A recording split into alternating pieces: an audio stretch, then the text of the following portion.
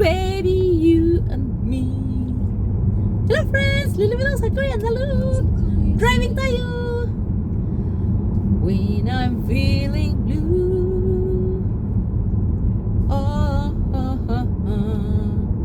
Na na na na na. Parang gusto kong kumanta yung kanta na yun. When I'm feeling blue. Na na na na na na.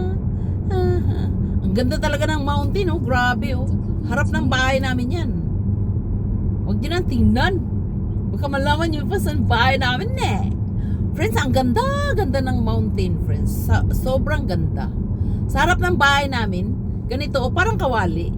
Nandito kami sa baba, tapos yung lahat in front, back, side by side, lahat mountain yan. Super ganda talaga, as in.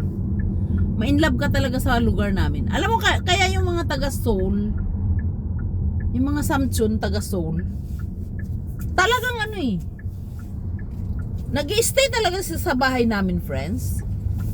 Dati 4 na araw talaga, 3 gabi, hindi, ayaw na umuwi. Ayaw na umuwi sa Seoul. Sabi ko, bakit gusto nyo dito sa amin? Kasi friends, taga Seoul sila ba? Taga city sila. Parang namimiss yata nilang magstay sa mga kabundukan, ganun. Eh kasi yung bahay namin kasi, parang kawali nga eh. Paglabas mo ng bahay, sus ko, ang ganda talaga na makita mo. Talagang heaven siya talaga. Parang heaven. Mas may kalaban naman. Ayun o, yung this is my husband's farm in the right side. I cannot touch the camera because there is a car. Yeah, there is a car. Babay na ako eh. Nandito na tayo sa bahay ko eh. Teka lang. Magbabay ako ha kasi nandito na tayo. Magpa-park tayo. Teka lang. Unahin natin yan siya oh.